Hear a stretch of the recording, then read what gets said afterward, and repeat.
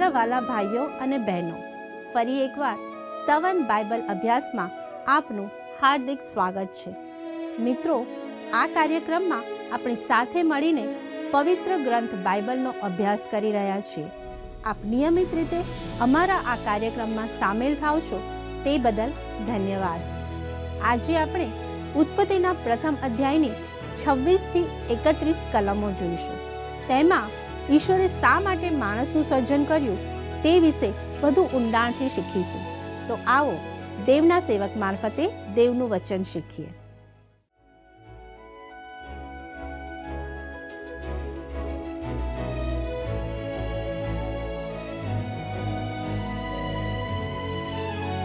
નમસ્કાર દર્શક મિત્રો, સ્તવન કાર્યક્રમમાં આપને ફરીથી મળીને મને ખૂબ આનંદ થાય છે.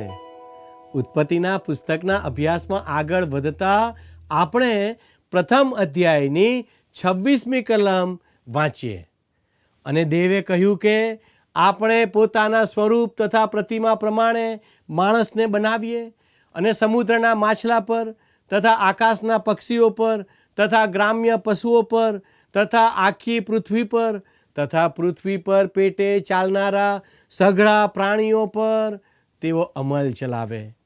મિત્રો, અહીં પહેલો પ્રશ્ન ઊભો થાય તે આ છે: માણસને કેવી રીતે બનાવવામાં આવ્યો? તેનો જવાબ આપણને બીજો અધ્યાય આપે છે. તેઓ અમલ ચલાવે. ઈશ્વરે માણસને અધિકાર આપ્યો. તેનો અર્થ કે ઈશ્વરે એદનવાડી માટે આદમને એક જાતનો મહિમાવંત માળી બનાવ્યો. આદમને અજાયબ અધિકાર આપવામાં આવ્યો હતો. પાછળથી આપણે જોઈશું કે ઈશ્વર આદમને પોતાના સર્જન સંબંધી તેની જવાબદારી વિશે તેને જણાવે છે. આવો ઉત્પત્તિ 1 અને 27મી કલમને વાંચીએ. એમ દેવે પોતાના સ્વરૂપ પ્રમાણે માણસને ઉત્પન્ન કર્યું. દેવના સ્વરૂપ પ્રમાણે તેણે તેને ઉત્પન્ન કર્યું. તેણે તેઓને નર નારી ઉત્પન્ન કર્યા.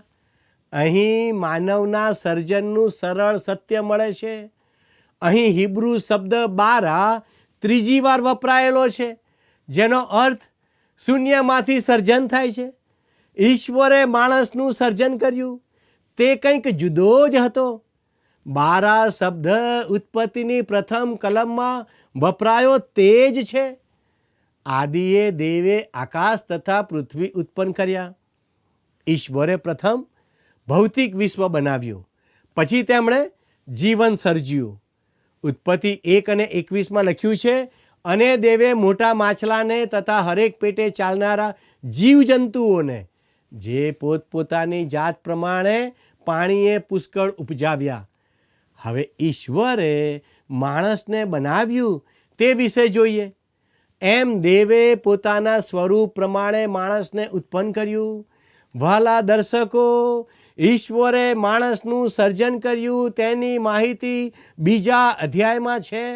અહીં જણાય છે કે ઈશ્વરે સૃષ્ટિ સર્જનમાં ઘણી માહિતી આપી નથી.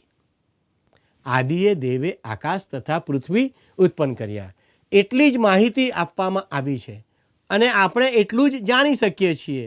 તે પોતાની ઉત્પત્તિની ફક્ત એક જ બાબત માટે વધુ માહિતી આપે છે, અને તે તો છે તેમણે કરેલું માનવનું સર્જન. મિત્રો, તમે જાણો છો શા માટે? કેમ કે આ વર્ણન માણસ માટે લખવામાં આવ્યું હતું. ઈશ્વર ઈચ્છે છે કે માણસ પોતાના ઉદ્ભવ વિશે જાણે. ઈશ્વર કહે છે, મારી ઈચ્છા છે કે તું તારા પોતાના સર્જન વિશે ધ્યાન આપે અને આખા વિશ્વના સર્જન વિશે તર્ક ના કરે. આ કલમ આપણને અદ્ભુત બાબત જણાવે છે. એમ દેવે પોતાના સ્વરૂપ પ્રમાણે માણસને ઉત્પન્ન કર્યું. હું તમને જણાવવા ઈચ્છું છું કે ઈશ્વરના વચનોમાંનું આ એક મહાન વિધાન છે. તેના જેવી અદ્ભુત વાત બીજી કોઈ નથી. તેનો શો અર્થ થાય? તે એ કે માણસ ઈશ્વર જેવો છે. ત્રિએક ઈશ્વર જેવો કદાચ તાત્કાલિક કોઈક કહેશે, મને ખબર છે તમે શું કહેવા માગો છો. તમે એ કહેવા માગો છો કે માણસ શારીરિક રીતે, માનસિક રીતે અને આત્મિક રીતે એક જીવ છે. હા મિત્રો, હું માનું છું કે તે ખરું છે. સંત પાઉલ 1 થેસલોનિકી 5:23 તે જણાવે છે, આપણા પ્રભુ ઈસુ ખ્રિસ્તના આવતા સુધી તમારો આત્મા, પ્રાણ તથા શરીર સંપૂર્ણ તથા નિર્દોષ રાખવામાં આવો. પ્રિય મિત્રો, આ સત્ય છે. જ્યારે આપણે બીજા અધ્યાયમાં આવીશું ત્યારે તે જોઈશું. હું માનું છું કે તે આ સત્ય દર્શાવે છે કે માણસ એક વ્યક્તિત્વ છે અને વ્યક્તિ તરીકે તે સ્વસમજ ધરાવે છે અને તે પોતે પોતાના નિર્ણય કરે છે. તે મુક્ત નૈતિક વ્યક્તિ છે. પણ દેખીતી રીતે આ જ બાબત માણસ જાત માટે તદ્દન ખોટી છે. હું માનું છું કે ઈશ્વરે માણસને પોતાની પ્રતિમામાં બનાવ્યું. તે જ આ અર્થ છે. તેણે તેઓને નર નારી ઉત્પન્ન કર્યા.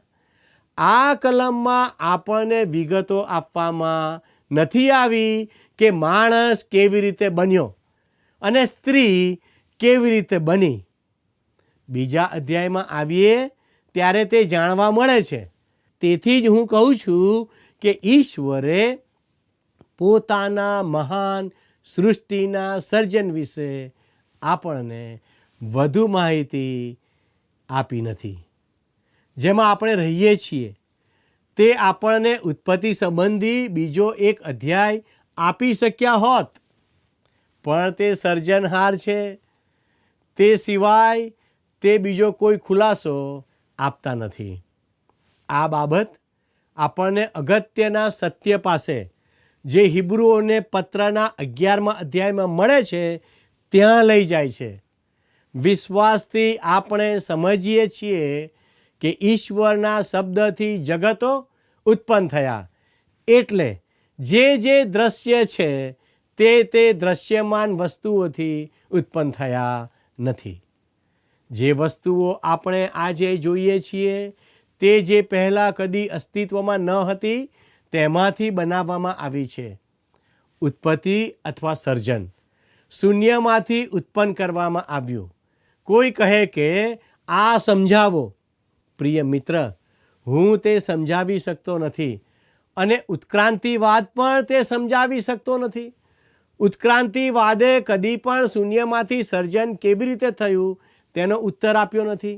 તે હંમેશા નાના જંતુ અમીબાથી શરૂ થાય છે અથવા કચરાપેટીથી કે દરિયાઈ વેલાના નાના ડુંડાથી કે ઊભેલા ઝાડમાંના જીવથી થાય છે. આપણા મનોમાં પણ શરૂઆત કરવા જેવું કંઈક હોવું જોઈએ. પણ બાઇબલ શૂન્ય એટલે કે કશુંય ના હોય તેમાંથી શરૂઆત કરે છે. ઈશ્વરે ઉત્પન્ન કર્યું. આ અધ્યાયનું આ અજાયબ પ્રકટીકરણ છે. હવે મિત્રો, ઉત્પત્તિ 1:28 જુઓ.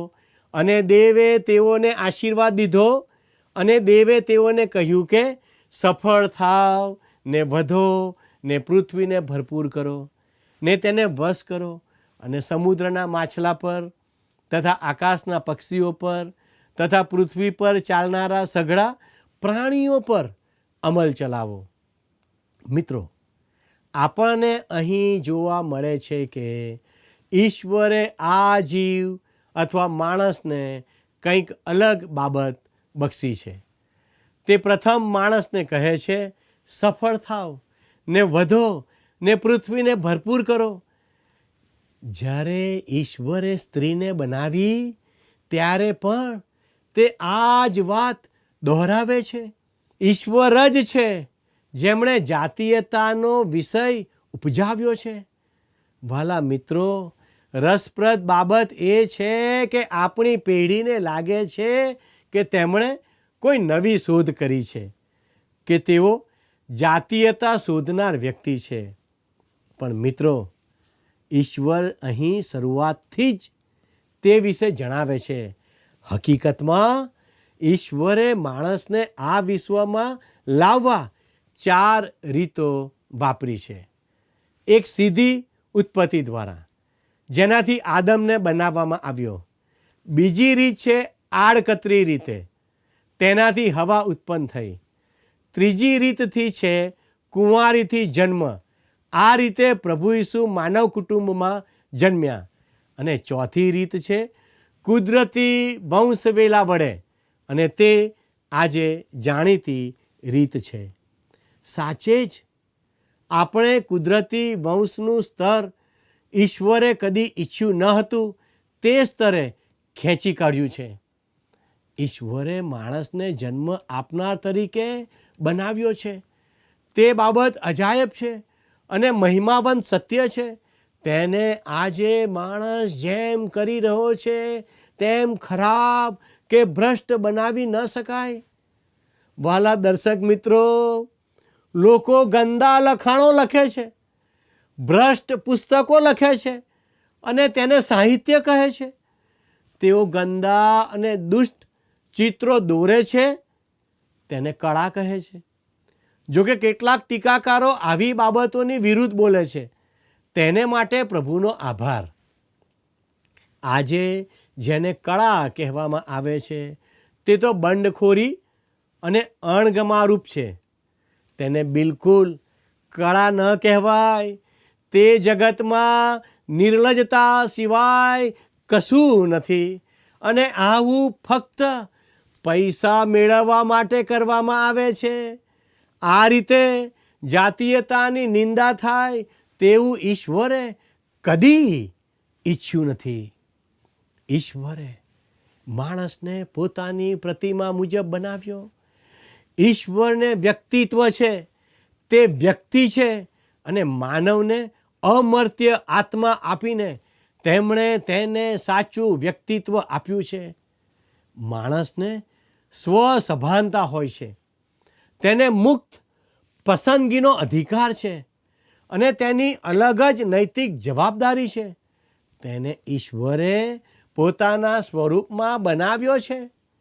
વહાલા દર્શક મિત્રો, ત્યાં આગળ લખ્યું છે, સફળ થાવ ને વધો ને પૃથ્વીને ભરપૂર કરો. અહીં ઈશ્વર માણસને પ્રજોત્પત્તિ દ્વારા પૃથ્વીને ભરી દેવા જણાવે છે.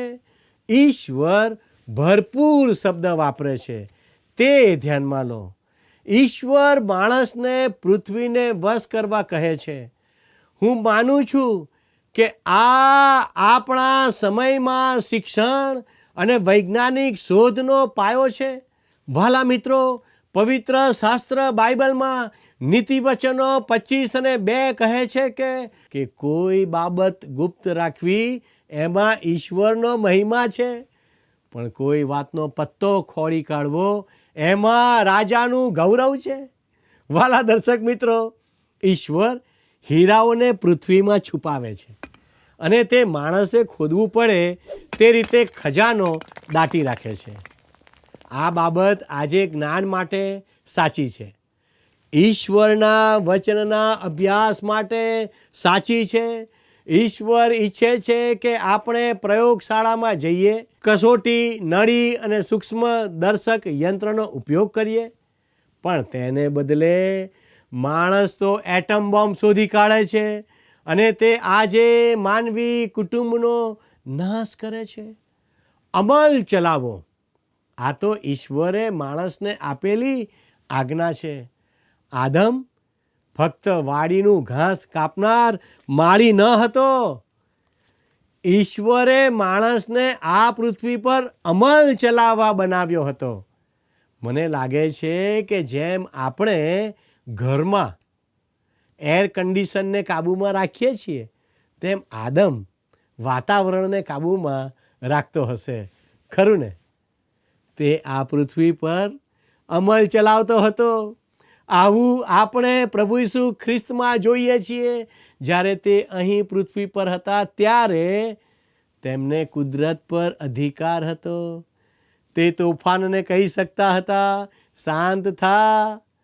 તે 5 રોટલી અને 2 માછલીમાંથી મોટા સમુદાયને જમાડી શકતા હતા.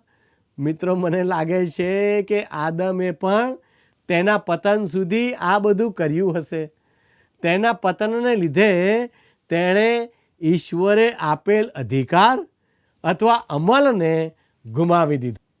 ઉત્પત્તિ 1:29 જણાવે છે, અને દેવે કહ્યું કે જુઓ, હરેક બીજદાયક શાક જે આખી પૃથ્વી પર છે ને હરેક વૃક્ષ જેમાં વૃક્ષના બીજદાયક ફળ છે તેઓને મેં તમને આપ્યા છે, તેઓ તમારો ખોરાક થશે. આ વિધાન પરથી મને લાગે છે કે માણસ શરૂઆતમાં શાકભાજી ખાનારો હશે અને જળ પ્રલય આવ્યા પછી તે માંસાહારી બન્યો હશે. હવે 30 થી 31 કલમમાં શું લખ્યું છે તે ધ્યાનથી નિહાળો. અને પૃથ્વીનું હરેક પશુ તથા આકાશમાંનું હરેક પક્ષી તથા પૃથ્વી પર પેટે ચાલનારું હરેક પ્રાણી જેમાં જીવનનો શ્વાસ છે, તેઓના ખોરાકને સારું મેં સર્વ લીલોતરી આપી છે. અને તેવું થયું. અને દેવે જે સર્વ ઉત્પન્ન કર્યું તે તેણે જોયું, અને જુઓ, તે ઉત્તમોત્તમ. અને સાંજ થઈ તથા સવાર થઈ 6ઠ્ઠો દિવસ. વહાલા દર્શક મિત્રો, હવે આપણે પ્રથમ અધ્યાયના અંતમાં આવી ગયા, તેથી થોડું પુનરાવર્તન કરી લઈએ તે સારું છે, ખરું ને? અહીં આપણે જે બાબતોની નોંધ લેવી જોઈએ અને જે એક હકીકત સર્વમાંથી ધ્યાનમાં આવે તે તો ઈશ્વરે 32 વાર જણાવી છે. ઈશ્વર છે તે સાબિત કરવા બાઇબલ પ્રયત્ન કરતું નથી. શા માટે નહીં? કેમ કે ગીતશાસ્ત્ર 14:1 ઈશ્વર કહે છે, મૂર્ખે તેના હૃદયમાં કહ્યું કે ઈશ્વર છે જ નહીં. પ્રિય દર્શક મિત્રો, બાઇબલ એવું પુસ્તક છે જે આત્મિક, ધાર્મિક, ઉદ્ધારક, સત્ય પ્રગટ કરવા લખાયું છે. તે ફક્ત વિશ્વાસથી જ પ્રાપ્ત થાય છે. તેથી અહીં આપણને સત્ય જાણવા મળે છે કે ઈશ્વરે જ સર્વ સર્જન કર્યું છે. આ પ્રથમ અધ્યાયમાં આપણે ઈશ્વરની ઐક્યતા, પરાક્રમ અને વ્યક્તિત્વને નિહાળીએ છીએ. આ જ બાબત સંત પાઉલ રોમીયોનો પત્ર તેનો 1 અધ્યાય અને 20મી કલમમાં કહે છે, કેમ કે તેમના ગુણો એટલે તેમનું સનાતન પરાક્રમ. અને ઈશ્વર અથવા જગત ઉત્પન્ન થયું ત્યારથી સૃજેલી વસ્તુઓના નિરીક્ષણથી સ્પષ્ટ જણાય છે. તેથી તેઓ બહાનું કાઢી શકે એમ નથી. હું તમને ખરા દિલથી કહું છું કે ઈશ્વરે તમને તેમના પોતાના વિશ્વાસમાં ચૂપ કર્યા છે. વહાલા મિત્રો, અહીં આપણે આ અધ્યાયના બીજા સત્યો પણ નોંધીશું. તે બહુદેવવાદનો નકાર કરે છે. એક ઈશ્વર છે જે સર્જન કરે છે. તે વસ્તુ અથવા પદાર્થની અનંતતાનો નકાર કરે છે. પ્રથમ શબ્દો આ છે, આદિએ, અને તે સર્વને ઉત્પન્ન કરાયા છે. તેઓની શરૂઆત છે. તેમ છતાં એવો સમય હતો જ્યારે વિજ્ઞાન વસ્તુઓની અનંતતા શીખવતું હતું. ત્રીજું, આ અધ્યાય સર્વ વસ્તુઓમાં ઈશ્વર છે એટલે ઝાડપાન વગેરેમાં તેનો નકાર કરે છે. ઈશ્વર સર્વ વસ્તુઓની આગળ છે અને તે સર્વથી તે અલગ છે. ચોથું, તે પ્રારબ્ધ અથવા નસીબ દેવવાદનો નકાર કરે છે. ઈશ્વર તેમની ઈચ્છામાં સ્વતંત્ર રીતે કાર્ય કરે છે. આખરે હું પ્રથમ અધ્યાયની અસરદાર બાબતો ગણાવું તો પહેલી છે વ્યવસ્થા, બીજી છે પ્રગતિ, ત્રીજી છે ચોક્કસતા અને ચોથી છે સંપૂર્ણતા. ઉત્પત્તિના પ્રથમ અધ્યાયમાં આ બાબતો જોઈ શકાય છે. વહાલા દર્શક મિત્રો, મારો સમય હવે પૂરો થવા આવ્યો છે. આજે આપણે જે શીખ્યા તે બાબતો સમજવા માટે ઈશ્વર આપને સહાય કરે એ જ મારા હૃદયની પ્રાર્થના છે. અને જો આજના આ પ્રસારણ દ્વારા આપને કંઈક નવું શીખવા મળ્યું છે તો વહાલા દર્શક મિત્રો, મારી આપને વિનંતી છે, આપ અમારા પ્રતિનિધિ સાથે ફોન કરીને આપ શું નવું શીખ્યા તે જણાવશો તો મને ખૂબ આનંદ થશે. વારું મિત્રો, ઈશ્વર આપની સાથે રહો. આમેન.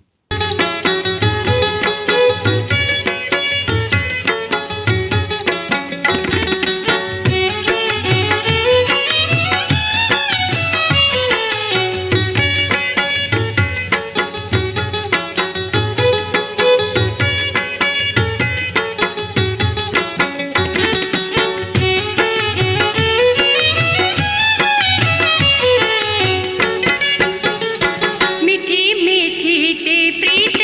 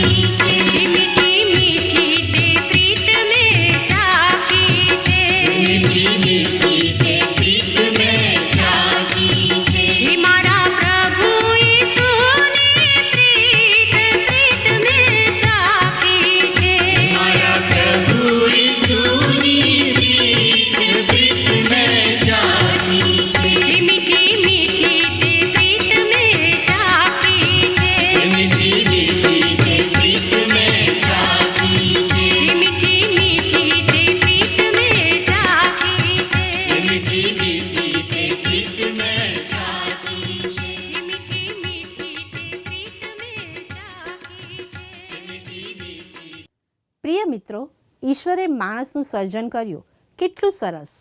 ઈશ્વરે મારું અને તમારું સર્જન કર્યું. ઈશ્વરે જે પશુ પંખી, જાનવર, વનસ્પતિ વગેરે બનાવ્યું તેના પર અધિકાર ચલાવવાનું પણ કામ સોંપ્યું. ઈશ્વરે માણસને પોતાના સ્વરૂપ પ્રમાણે બનાવ્યો. મિત્રો, કેટલું અદ્ભુત કહેવાય કે ઈશ્વરે માણસને પોતાના સ્વરૂપ પ્રમાણે બનાવ્યો, ખરું ને? હવે તો આ બાબત પરથી ખાતરી થાય છે કે ઈશ્વર આપણા સર્જનહાર છે. ઈશ્વરે નર અને નારી બનાવ્યા અને તેમને આશીર્વાદ પણ આપ્યો. અહીં જાતીયતાની શરૂઆત ઈશ્વર દ્વારા કરવામાં આવી છે તેની સાબિતી છે. આજે માણસ નવી નવી શોધખોળ કરી રહ્યો છે, પણ તેને પોતાને કોણે બનાવ્યો તે ભૂલી ગયો છે. ઈશ્વરે માણસને આપેલા આશીર્વાદોનો ઉપયોગ કરીને માણસ પોતે પોતાના કુટુંબનો નાશ કરી રહ્યો છે. મિત્રો, જો તમે માનો છો કે ઈશ્વરે તમારું સર્જન કર્યું છે તો ઈશ્વરનો આભાર માનો. તમને જે આશીર્વાદો ઈશ્વરે આપ્યા છે તેની સાક્ષી બીજાઓને આપો અને નાશના માર્ગમાંથી પાછા ફરો. મિત્રો, આજનો પ્રશ્ન છે, ઈશ્વરે માણસને આ પૃથ્વી પર લાવવા કેટલી રીતો વાપરી છે? A 4, B 3, C 2, D 1. મિત્રો, ગત પ્રશ્નનો જવાબ છે C 6 દિવસમાં. મિત્રો, જો આજનો પાઠ આપને ગમ્યો છે અથવા આજના પાઠમાંથી આપને કંઈક નવું શીખવા મળ્યું છે તો આપના પ્રતિભાવો અમને ચોક્કસ જણાવશો. અમારો સંપર્ક નંબર છે 94 29 37 56 10. આ નંબર પર આપ SMS અથવા મિસ કોલ પણ કરી શકો છો. આવતીકાલે આપણે આ જ સમયે ફરીથી મળીશું. આભાર. શું તમને આ કાર્યક્રમ ગમ્યો? અત્યારે જ અમને મિસ કોલ કરો.